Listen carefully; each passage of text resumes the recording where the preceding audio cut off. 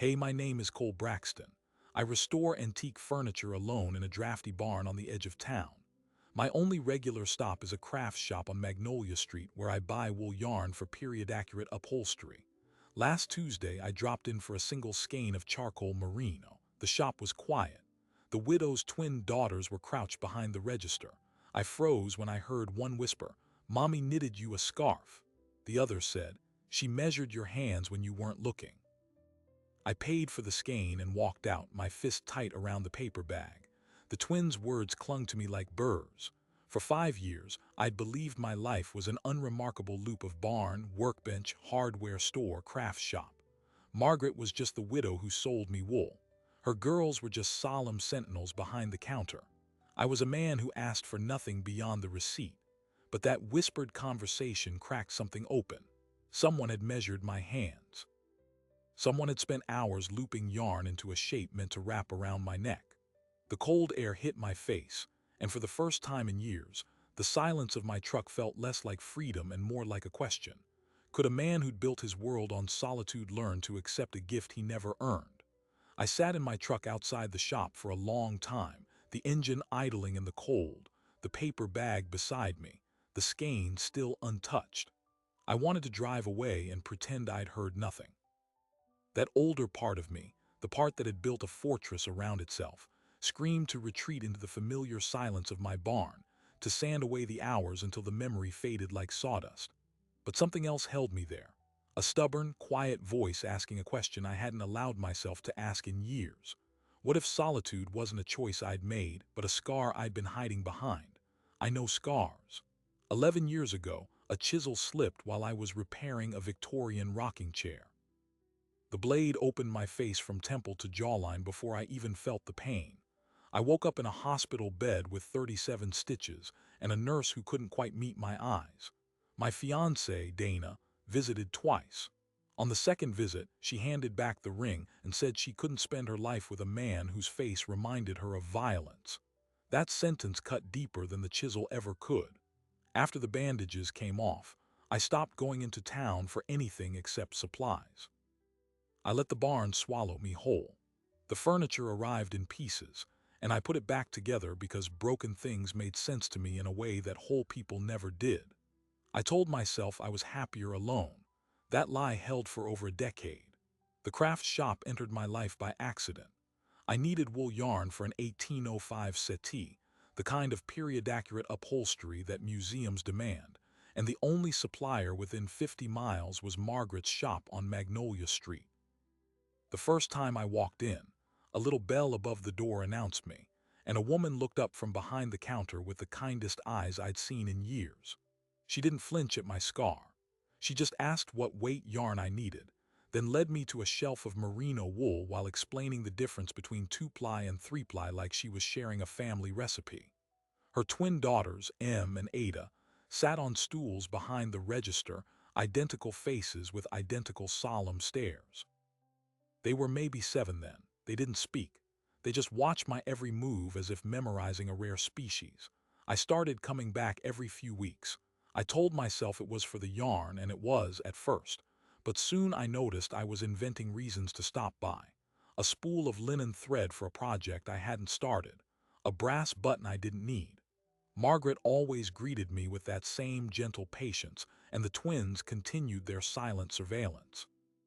Sometimes I'd catch one of them tilting her head, studying my hands when I handled a skein. I thought it was just childhood curiosity. I had no idea they were collecting data for their mother. Margaret never spoke about herself beyond the surface. I knew she was a widow because the shop had belonged to her husband, a man named Thomas who died of cancer 4 years before I first walked in. A framed photo of him hung behind the register, a broad-shouldered man with a warm grin and a knitted vest that looked handmade. I knew the twins were the reason the shop stayed open, because Margaret once mentioned that she'd considered closing after Thomas passed, but the girls loved being there, loved the colors and textures, loved greeting customers even if they never said a word. I knew she knitted constantly, scarves, hats, blankets, because her needles clicked in the quiet moments between customers. What I didn't know, what I never let myself consider, was that she might be knitting for me. The The realization hit me like a dropped cabinet. All those visits, all those conversations about wool weight and stitch tension, and I'd never once noticed the way she watched my hands when I handled the yarn. She wasn't checking for quality. She was measuring. The twins, those solemn little sentinels, had been her scouts. Every time I pointed to a spool, every time I brushed my fingers across a skein, they reported back. The scarf wasn't a sudden impulse. It was the culmination of months of quiet observation, a garment built from stolen glances and patient loops, a message knitted into every row. I see you. I've been seeing you.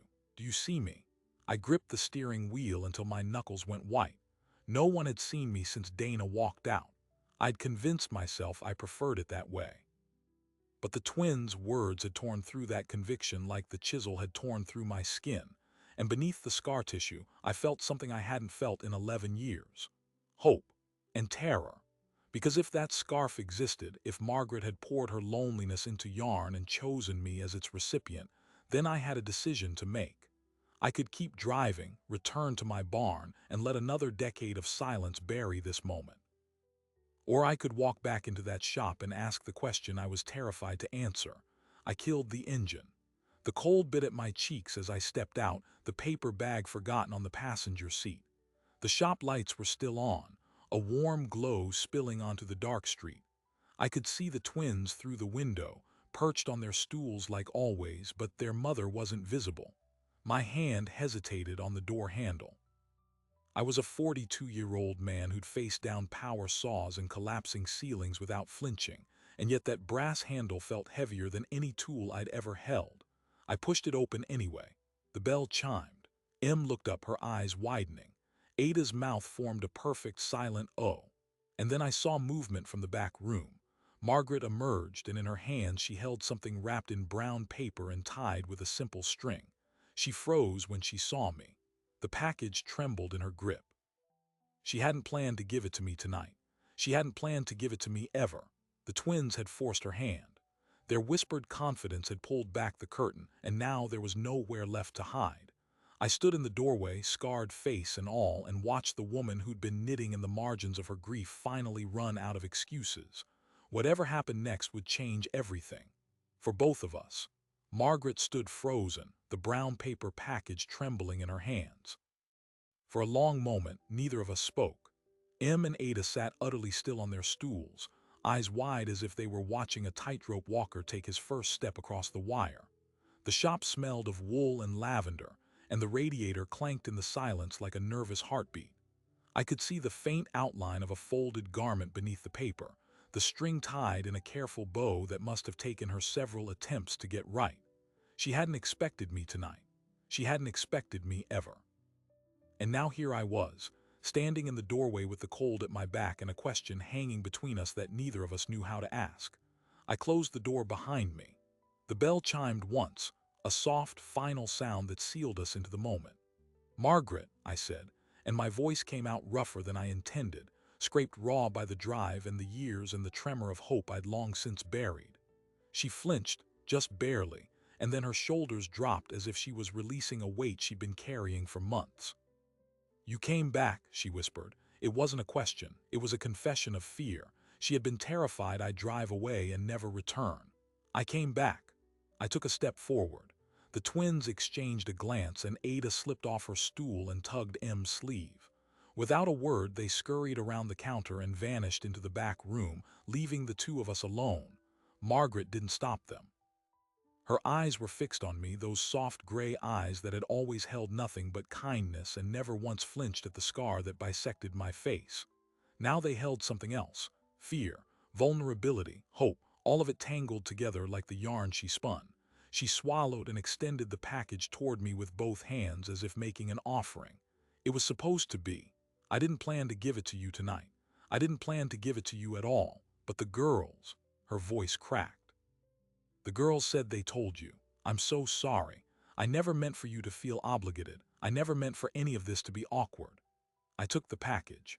The paper crinkled under my fingers, and the weight of it was surprising, soft but substantial, the way a well-made garment carries more than just fabric. It carries time.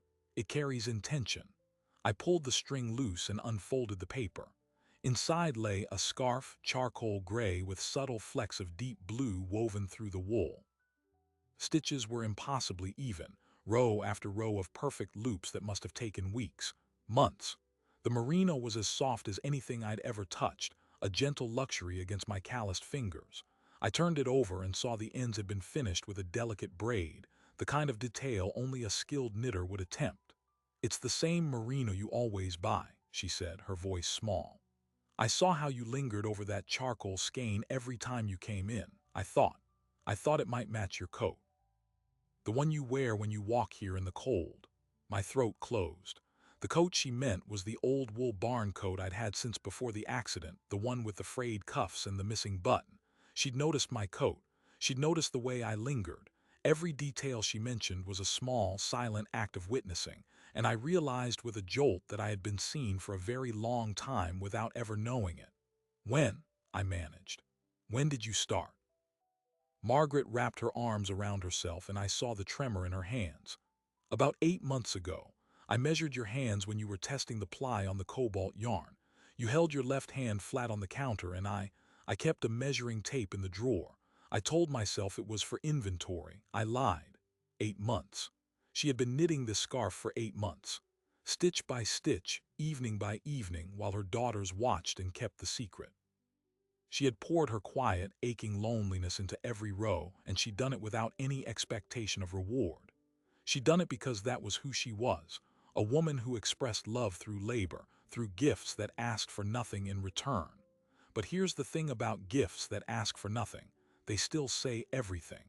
And what this scarf said, louder than any words, was that I was no longer invisible. I had not been invisible for almost a year. The fortress I'd built around myself had a door, and someone had been gently knocking without me ever hearing it. I wrapped the scarf around my neck. The wool settled against my skin like a second warmth, and for the first time in 11 years, I felt the cold recede in a way that had nothing to do with temperature. "Margaret," I said, and I took her hands before I could think about it. They were cold and small and rough from the yarn, and they trembled inside my grip. "I don't know how to do this. I've been alone for so long I've forgotten how to be anything else. But I heard what your daughter said, and I came back because I couldn't live with the idea of you thinking I didn't notice." Tears welled in her eyes, but she didn't pull away. "Notice what? That someone sees me. That someone saw me this whole time." I tightened my grip just slightly. "That maybe I've been seeing you too, and I was too afraid to admit it." She let out a breath that was half a sob, and then she laughed. A wet, shaky laugh that was the most honest sound I'd ever heard. "I've been a widow for 4 years. Thomas was my whole world, and when he died I thought I was done. I thought the only love left in my life would be wool and 2 daughters and a shop that barely breaks even. I didn't expect you." "I didn't expect you either," I said. "But here we are." The twins must have been listening from the back, because M's head poked around the doorframe and Ada's voice rang out clear as a bell. "Does this mean you'll come for dinner now?" Margaret's face flushed crimson, but I laughed. The sound startled me. It was a real laugh, the kind that comes from a place you'd forgotten existed. "I'd like that," I said, "if your mother is okay with it." Margaret looked at me, and the fear in her eyes was still there, but it was now mixed with something else. Something that looked a lot like courage. "I'm okay with it," she said, "but there are things you need to know, things about the shop, about why I've been so afraid to let anyone in." She led me to the small sitting area near the front window, where 2 wooden chairs and a basket of unfinished knitting sat beside a space heater. The twins crept out and settled on the floor with the quiet reverence of children who understand that a fragile thing is being built and they mustn't jostle it. Margaret sat across from me and she began to speak. What she told me changed everything. The shop hadn't always been hers. It had belonged to Thomas's family for 3 generations, a cornerstone of Magnolia Street since 1922. When Thomas died, the building passed to a cousin named Gerald Whitmore, a man who'd never set foot in the shop but who collected rent like a clockwork. Gerald died 6 months ago. His widow, Caroline Whitmore, inherited the building. And Caroline had plans. Margaret's voice hardened when she said the name. Caroline Whitmore was a woman of considerable wealth and considerable cruelty, the kind of person who collected influence the way others collected stamps. She'd wanted Margaret to sell the shop for years, but Thomas had always refused. Now that Thomas was gone and Gerald was gone, Caroline saw her opportunity. She'd raised the rent 3 times in 6 months. She'd started showing the building to developers who wanted to convert the block into a row of upscale boutiques, and she'd made it clear in a meeting that left Margaret shaking that she would find a way to break the lease, one way or another. "I've been fighting her," Margaret said, her voice barely above a whisper. "I've been fighting her with everything I have, but I'm losing. The last rent increase nearly cleaned me out. The girls don't know how bad it is. I've been knitting through the fear because knitting is the only thing that makes sense anymore. This scarf," she gestured at the wool around my neck. "This scarf was supposed to be a goodbye, a gift I could give you before the shop closed and I disappeared. I didn't want you to remember me as the widow who vanished without a trace." That was the pivot. The scarf wasn't just a gesture of loneliness. It was a funeral shroud for a life that was about to end. She had been preparing to lose everything, and she'd chosen to spend her final months creating something beautiful for a man she'd never expected to keep. I leaned forward. "Margaret, listen to me. I've spent 11 years running from anything that might hurt me. I built a barn full of broken furniture and I told myself it was enough. But it's not enough. You have shown me more kindness in 8 months than I've let myself receive in over a decade. I'm not going to let you disappear." Her eyes searched my face. "What can you do? Caroline has lawyers. She has money. She has connections at the bank that holds the lease guarantee. She's already filed papers claiming I've violated the terms by running a residential operation. She's trying to say the twins living in the back makes this a residential space, not commercial. It's a lie, but she'll drag it through court until I can't afford to fight anymore." The institutional machinery was already grinding. That was the thing about people like Caroline Whitmore. They didn't need to win on merit.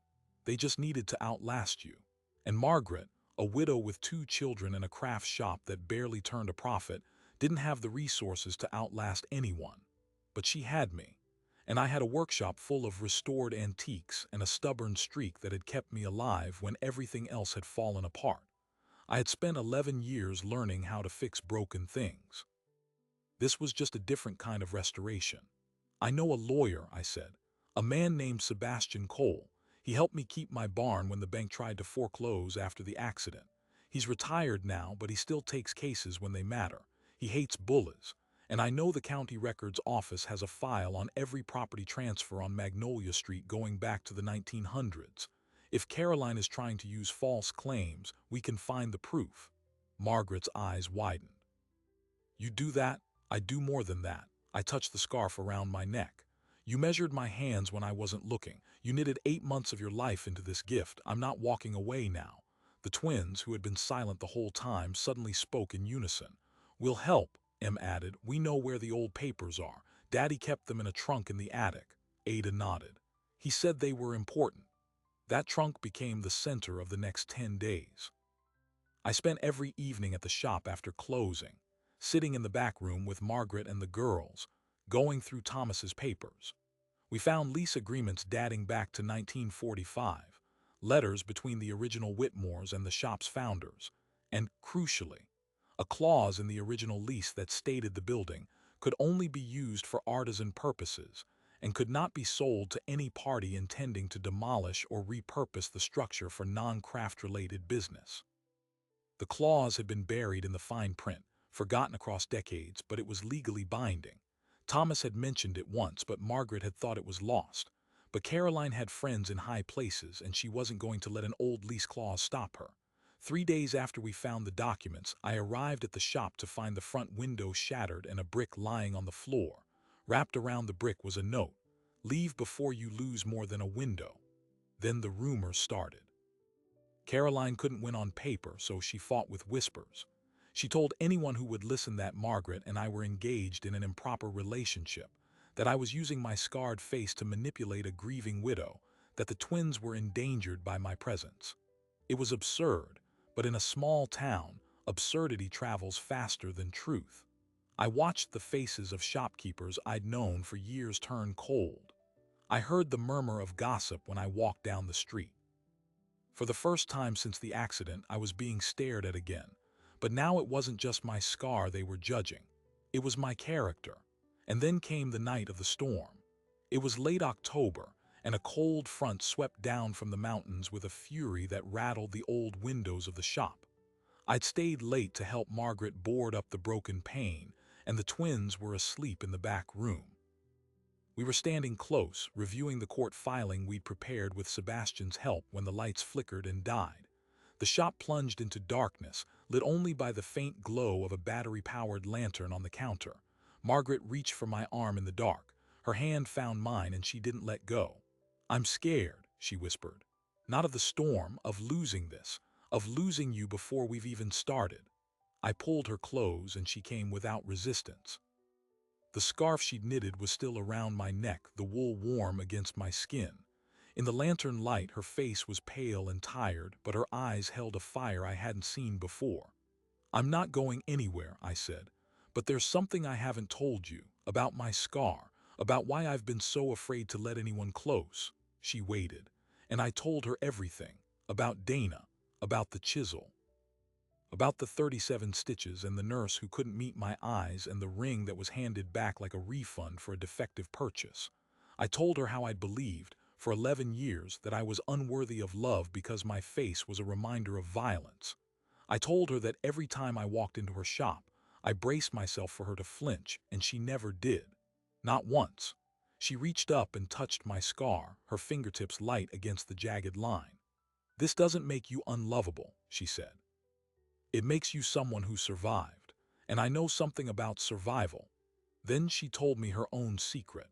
Thomas hadn't died of cancer. He'd died of a broken heart after a business partner betrayed him and drove the original craft supply company into bankruptcy. The shop on Magnolia Street was the only asset that survived the collapse, and he'd poured his remaining years into keeping it afloat. Caroline Whitmore's husband Gerald had been the one who bought the building out of the bankruptcy for pennies, and Caroline had been trying to finish what the bankruptcy started ever since. Margaret had hidden that truth for years because she was ashamed. Ashamed of the failure, ashamed of the debt, ashamed of the fact that she couldn't protect her daughters from the fallout. We stood there in the dark, two people who had each been carrying a weight too heavy to bear alone, and for the first time we let someone else help lift it. The storm howled outside, but inside the shop something shifted. The scarf around my neck felt less like a gift and more like a promise, but Caroline wasn't finished. The next morning, a legal notice arrived. She was accelerating the eviction. She'd filed an emergency motion claiming the broken window was proof of neglect and that the shop was a safety hazard. She gave us 72 hours to vacate. If we didn't comply, the sheriff would enforce removal and the building would be boarded up pending demolition. Our court date to challenge the motion was still 2 weeks away. The math was brutal. That night I called Sebastian. I called Rosa, Margaret's closest friend. I called every craftsman, supplier, and customer who'd ever walked through the shop's doors, and I told them what was at stake. The phone calls spread like yarn unspooling. People began to gather, and then came the pivot nobody expected. Em and Ada, those solemn little sentinels who had spent years watching the world from behind the counter, did something extraordinary. They walked into Caroline Whitmore's real estate office the next morning, hand in hand, and they placed a small box on her desk. Inside the box was a knitted doll, a perfect miniature of Caroline herself, holding a tiny sign that read, "Please don't take our home." The girls had knitted it themselves over the course of 3 sleepless nights using scraps of yarn from the shop. They had woven their entire world into that doll, their mother's grief, their father's memory, their fear of losing the only life they'd ever known. Caroline didn't relent. But the image of those 2 girls walking bravely into the lion's den spread through town faster than any rumor.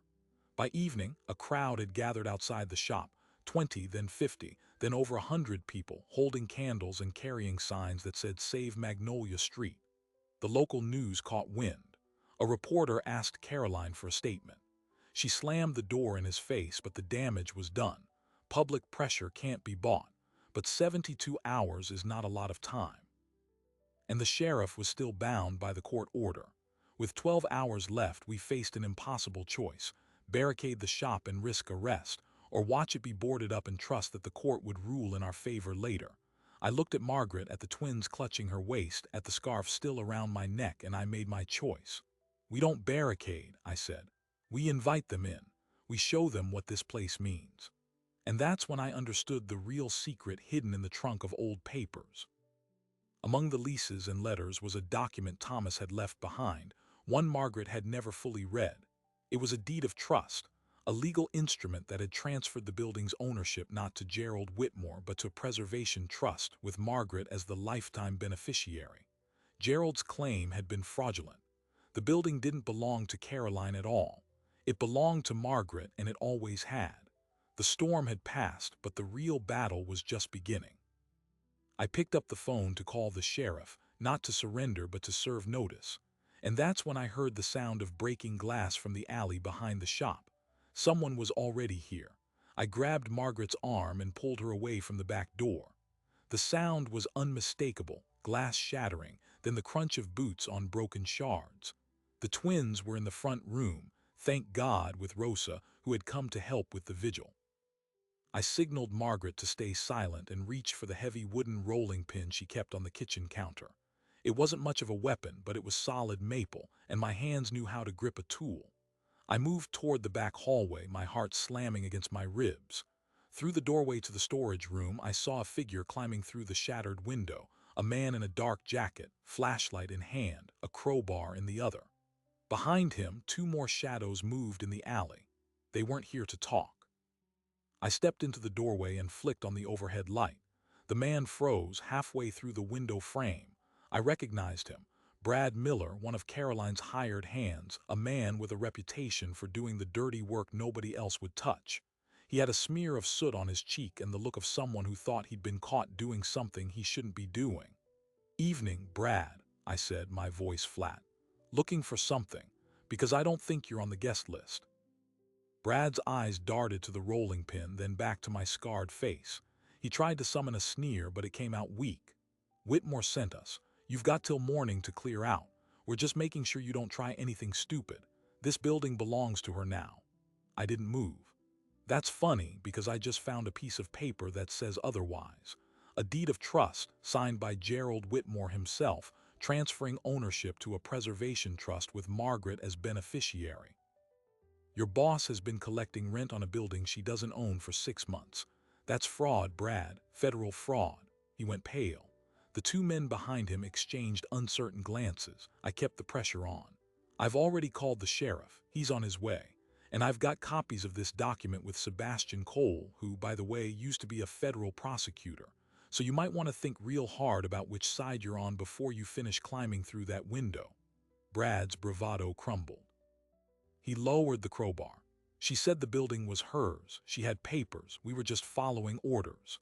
I stepped closer, the rolling pin still in my grip. "Then here's your first real choice of the night. You can stay here and explain your breaking and entering to the sheriff, or you can climb back out that window, go straight to Caroline, and tell her the game is over. Tell her we have the deed. Tell her the whole town is outside with candles and cameras. And tell her that if she doesn't withdraw her eviction motion by morning, we're filing criminal charges." For a long moment, nobody moved. The cold air poured through the broken window, carrying the distant murmur of the crowd in front of the shop. I heard a child's voice, maybe singing a nursery rhyme. Then Brad made his choice. He pulled himself back through the window, landing heavily in the alley, and the other two followed. Their footsteps retreated into the darkness. I waited until the sound faded before I let out a breath I didn't know I'd been holding. My hands were shaking. Margaret appeared behind me, her face pale but her jaw set. "You were magnificent," she whispered. "You just bluffed that man with a rolling pin and an old piece of paper." I shook my head. "I didn't bluff. The paper is real, and Sebastian is going to confirm it tonight." We didn't sleep. The sheriff arrived 20 minutes later, a tired-looking man named Deputy Hayes who was clearly annoyed at being dragged out at 2 in the morning.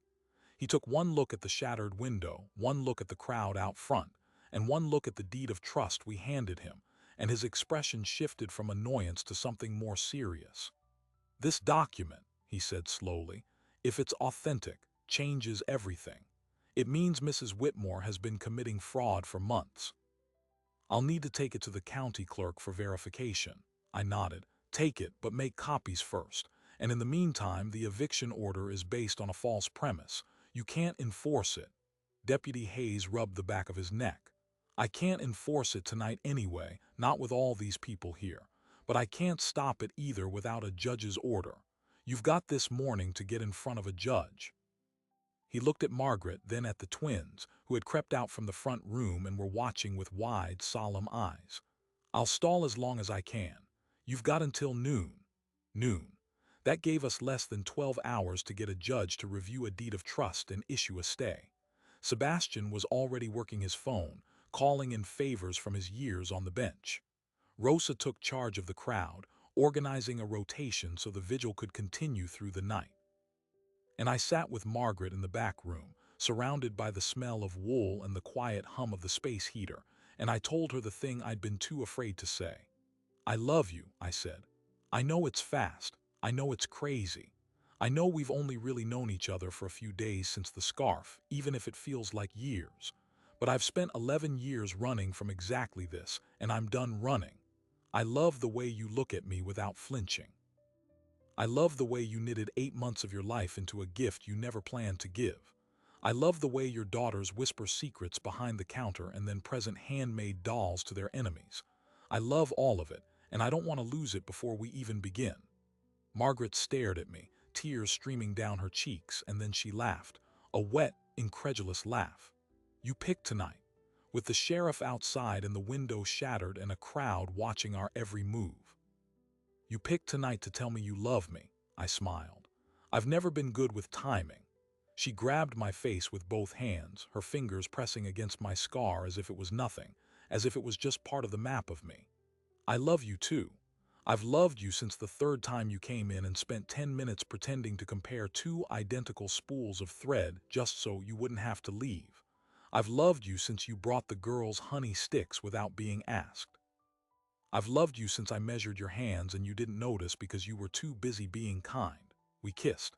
It was the first real kiss, not a careful peck, not a tentative question. It was an answer, and in that answer I felt the years of loneliness begin to crack and fall away like old varnish. But the night wasn't over. At 4 in the morning, Sebastian called with news that made my blood run cold. The deed is authentic, he said, his voice tight. But there's a complication. Caroline filed an emergency motion at 3 a.m., claiming that the Preservation Trust is defunct because its board members, 3 of them, are all deceased. The trust was set up by Thomas's grandfather and never updated. If the trust has no living trustees, the property reverts to the estate of Gerald Whitmore, and Caroline is Gerald's executor. The floor dropped out from under me. She's been planning this, I said. She knew about the trust. She waited until the last trustee died, and now she's claiming the building through the back door. Sebastian confirmed it. Thomas's grandfather set up the trust in 1945 with himself and 2 friends as trustees. The last of them died 8 months ago, right when Caroline started raising the rent. She's been orchestrating this whole thing. The eviction pressure was just a distraction. She wanted us to find the deed. She wanted us to bring it to court so she could argue it's invalid. If we had kept the deed hidden and just fought the lease violation, we might have won. But now we're fighting on her chosen battlefield. I felt sick. The very document we thought was our salvation had been a trap. Margaret overheard and came to my side, her face drained of color. What do we do? She whispered. How do we fight someone who plans 10 moves ahead? I looked at the scarf still around my neck, at the twins asleep on a cot in the corner, at the crowd still holding candles outside. We don't play her game. We change the game entirely. I called Rosa in from the front. I told her what we needed, and then I woke up Em and Ada. Girls, I said, kneeling down to their level, you made that doll for Mrs. Whitmore, right? You knitted it with your own hands and you gave it to her as a gift. They nodded, blinking sleep from their eyes. Do you know how to knit something else, something bigger? Ada looked at her sister, then back at me. We can knit anything. Mommy taught us. I smiled, a fierce, determined smile. Good, because we're going to knit a new trustee board. The plan was absurd, but it was the kind of absurdity that desperate times demand. The Preservation Trust's charter allowed for new trustees to be appointed by a majority vote of the existing beneficiaries. Margaret was the sole lifetime beneficiary. She could appoint new trustees, and the trust required exactly 3 trustees to be valid. We would appoint 3 new trustees, right now tonight, and file the paperwork the moment the courthouse opened. But we needed people who were beyond reproach, people Caroline couldn't discredit, people who would stand in front of a judge and swear to protect the shop. Sebastian agreed to be one. Rosa agreed to be the second.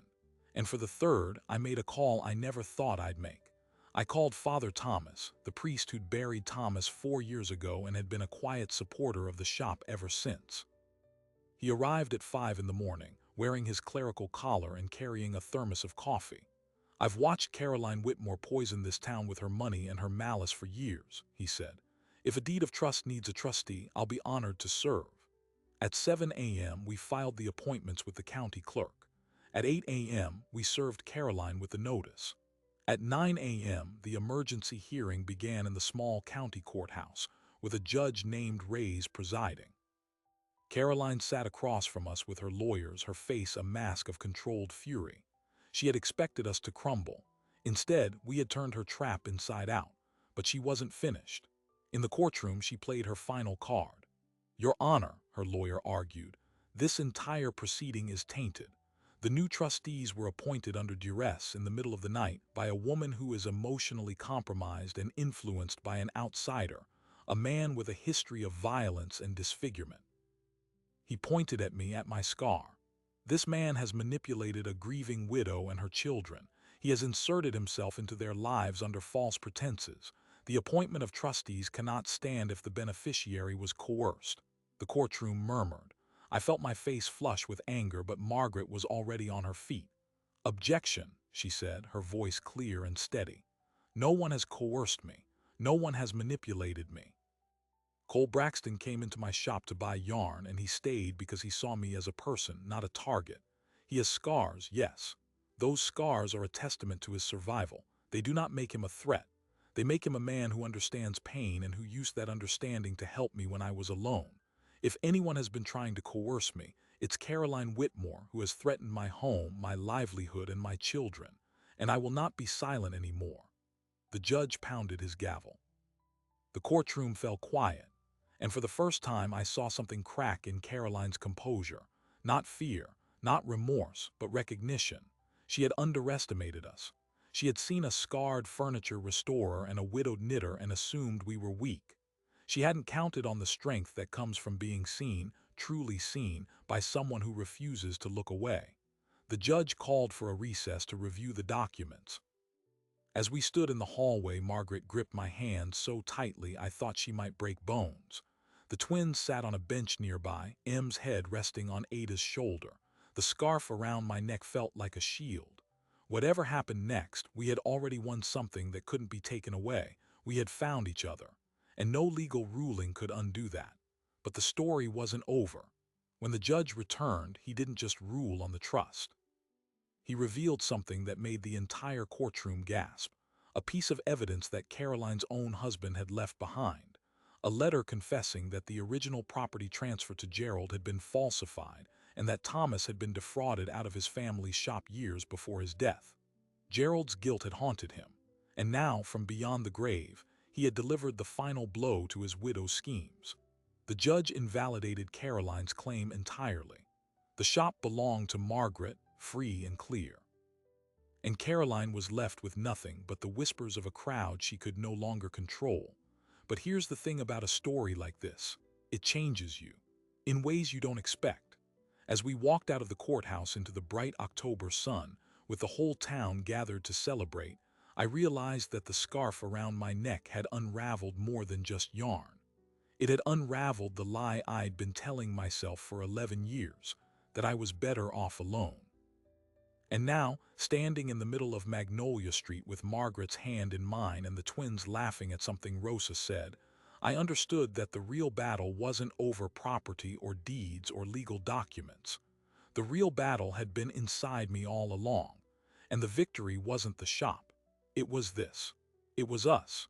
It was the beginning of something I'd never dared to dream possible. And then Em looked up at me, her solemn little face breaking into a rare smile, and she said the words that made the whole world tilt. "Does this mean you're going to be our dad now?" I knelt down on the courthouse steps so I could look Em in the eyes. Ada stood right beside her, clutching her sister's hand.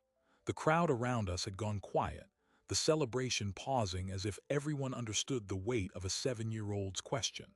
Margaret's hand tightened on my shoulder. I could feel her holding her breath. "I don't know if I'll ever be your dad," I said, my voice thick. "That's a title you don't get to give yourself. It has to be earned. But I can tell you this, I'm not going anywhere. I'm going to be here for breakfast and dinner and bedtime stories. I'm going to teach you how to sand a table leg, and you're going to teach me how to purl stitch. And if someday you decide I've earned that word, then I will be the proudest man in this whole town." Em considered this with the gravity of a Supreme Court justice. Then she reached up and touched the end of the scarf around my neck, her small fingers tracing the braided edge her mother had made. "Okay," she said, "but you have to promise to wear this every winter. Mommy worked too hard on it." Ada nodded solemnly. "It took forever. We helped with the fringe." I looked up at Margaret. She was crying, but she was laughing too, and she looked more beautiful than I had ever seen anyone look. "I promise," I said. "I'll wear it until the wool wears thin, and then I'll ask your mother to knit me another one." The crowd erupted in cheers. Rosa was openly sobbing. Sebastian blew his nose into an enormous handkerchief. Father Thomas raised his hands in a silent blessing, his old face creased with a smile. And for the first time in 11 years, I stood in the middle of a crowd and felt not like a spectacle, but like a neighbor. We went home. Home was the shop that night, because the shop had always been home to Margaret and the girls, and now it was becoming home to me too. The broken window had been boarded up by volunteers. Someone had left a casserole on the doorstep. The front room was filled with flowers and hand-drawn cards from the children who'd attended the vigil. Em and Ada fell asleep on the cot in the back room, exhausted from the longest night of their lives.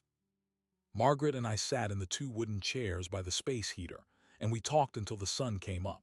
We talked about practical things, the shop's finances, the repairs it needed, the legal paperwork that still had to be filed to ensure Caroline could never threaten them again.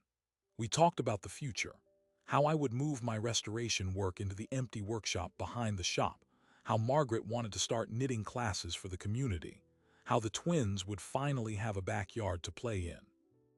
And we talked about the past, about Thomas and Dana, about the ways we had both been shaped by loss, about the scar on my face and the invisible scars she carried.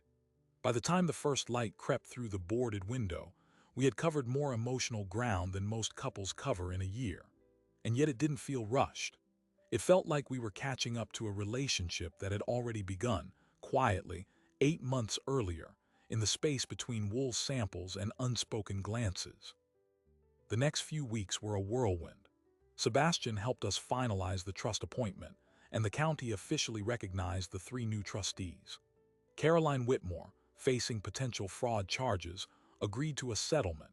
She would pay restitution for the inflated rent she'd collected, cover the cost of the broken window, and sign a legally binding agreement never to interfere with the shop again. She moved out of town shortly after to live with a sister in another state. I heard she sold her mansion for far less than it was worth. Some wounds don't heal with victory, they just stop bleeding. With the settlement money, we renovated the shop. I rebuilt the front window frame myself, carving a small pattern of knitting needles and wool into the wood. Margaret painted the walls a warm shade of butter yellow. We added a reading nook with books on textile history. Rosa started a weekly knitting circle that drew women from 3 counties. The shop became what it was always meant to be, not just a store but a gathering place. I moved my tools into the workshop out back. The first piece I restored, there was a rocking chair that had belonged to Thomas's grandmother. I wove the seat with wool yarn from the shop, the same charcoal merino Margaret had used for my scarf. When I presented it to her, she sat down and cried. "He would have loved this," she said. "He always wanted the shop and the craft to be connected. You've connected them." I started taking meals with them every evening. Margaret cooked, and I learned to help without burning things. The twins taught me board games I'd never heard of and corrected my knitting with the brutal honesty of children. I learned that M loved numbers and Ada loved colors, and that when they whispered together, they were usually planning something elaborate. A surprise birthday party for Rosa, a matching set of scarves for the mailman, a handmade thank you card for Deputy Hayes, who, it turned out, had a soft spot for crocheted bookmarks. And all the while the scarf stayed around my neck, through the rest of autumn, through the winter that followed, through the first Christmas we spent together as a patchwork family, with a tree decorated in knitted ornaments and a fire in the shop's old fireplace. It became my signature, that scarf. People in town started calling me the man with the scarf, and it didn't bother me one bit. It was better than the man with the scar. But there's one more piece to this story, one final detail that I didn't discover until months later, and it changed the way I understood everything that had happened. It was spring, and I was helping Margaret clean out the attic above the shop. The twins were at school, and the afternoon light was slanting through the dusty windows. We were sorting through boxes of Thomas's things, old photographs, business ledgers, a collection of antique buttons, when I found a small leather journal tucked inside a forgotten trunk. It was Thomas's handwriting. The dates spanned the final year of his life. I opened it, and what I read made my hands tremble. The journal wasn't just a diary. It was a record of his last project. He had been planning something before he died, something he never got to finish. He had sketched designs for a coat, a heavy winter coat made from wool sourced from local farms, wool he had been collecting for years. The coat was meant for a specific person, a man who worked with his hands, who needed warmth, who came into the shop every few weeks and bought yarn without knowing he was being watched. The sketches included measurements. The measurements were mine. Thomas had noticed me too. He had seen a scarred furniture restorer who kept to himself, and he had decided in the quiet way of good men that I needed something to keep me warm. He had died before he could start the project, but he had told Margaret about it in his final days. He had asked her to finish what he began, and she had. Not a coat. She'd modified the design to a scarf because she was afraid a coat would be too forward, too obvious. But the charcoal merino, the blue flecks, the measurements taken surreptitiously while I tested yarn, it had all been his idea, his gift, his final act of kindness toward a stranger. Margaret found me sitting on the attic floor with the journal open in my lap. She didn't need to ask what I'd found. She sat down beside me and rested her head on my shoulder. "I was going to tell you," she whispered. "I wanted you to know it wasn't just me. It was him, too. He saw you, Cole. He saw you years before I did. And when I kept knitting after he died, it felt like I was keeping his kindness alive. I wasn't just knitting a scarf for you. I was knitting the last piece of Thomas into something that would outlast him." I couldn't speak. I just held her, and we sat there in the attic until the light changed and the school bus rumbled down the street. The scarf around my neck felt different after that. Heavier, but in a good way. It wasn't just a gift from a widow to a lonely man. It was a gift from two people, a husband who'd seen me and a wife who'd carried his seeing forward.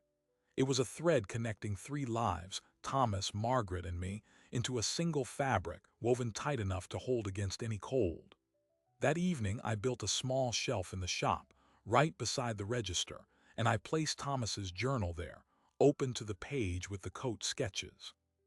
I added a note. "To the man who saw a stranger and decided he mattered, your kindness is still keeping people warm." Customers read it and cried. The story spread. The shop became known not just for its yarn, but for its legacy, a place where lonely people were seen, where thread was spun into connection, where a simple scarf could unravel a decade of solitude. And as for me, I'm still Cole Braxton.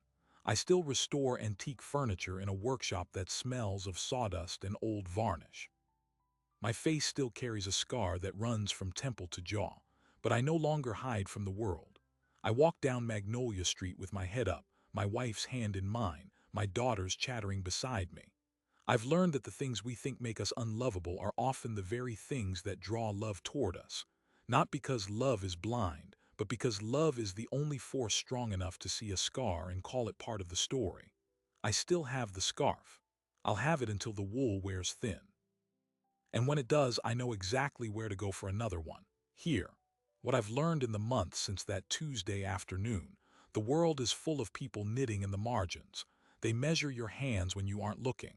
They stitch their hope into row after row of quiet labor. They create gifts they may never have the courage to deliver, and most of the time they go unseen. I almost missed it. I almost drove home that night and let the twins' whisper fade into the cold air like exhaust from my truck. I almost let 11 years of solitude convince me that a scarf was just a scarf, and not a year-long confession from a woman who had learned to love me through the yarn she spun. Margaret wasn't the only one who'd been hiding. I'd been hiding too, behind my scar, behind my barn, behind the careful story I told myself about not needing anyone. The truth was messier. The truth was that I needed someone so badly it terrified me, and the scarf was the first thing soft enough to slip past my defenses without setting off alarms. That's the thing about gestures made from love. They don't demand. They don't push. They just sit in your hands, warm and waiting until you're ready to accept them. I think about Thomas often now, even though I never met him. He saw me during the hardest years of my life, when I was just a man with a ruined face buying wool for upholstery, and he decided I was worth a coat. He didn't know if I was kind or cruel or indifferent. He just saw someone who might be cold, and he started a project he couldn't finish. How many Thomases are there in the world sketching designs for strangers they'll never meet? How many Margarets are knitting scarves they're too afraid to give? Maybe you're one of them. Maybe you're holding on to a gesture that doesn't feel ready, a kindness that seems too small or too risky or too vulnerable to deliver. Or maybe you're on the other side, walking through your life with your head down, certain that no one notices, certain that your scars make you unlovable, while someone somewhere is quietly measuring your hands. The tragedy isn't that love is rare. The tragedy is that love often goes unrecognized because we've taught ourselves not to look for it. I came to this craft shop for yarn. I left with a scarf, a family, and a life I didn't know I was allowed to want. And it all started with a whisper between two little girls who couldn't keep a secret. If this story stayed with you, if it made you think about the scarves being knitted in your own life, then stick around. Subscribe to this channel because we tell stories like this every week, true stories about ordinary people who found extraordinary connection in the most unexpected places. Share this video with someone who might need to remember that they are seen even when they feel invisible. Thank you for listening. Stay warm. And maybe the next time you walk into a shop, look around. Someone might be knitting you a gift you never knew you needed.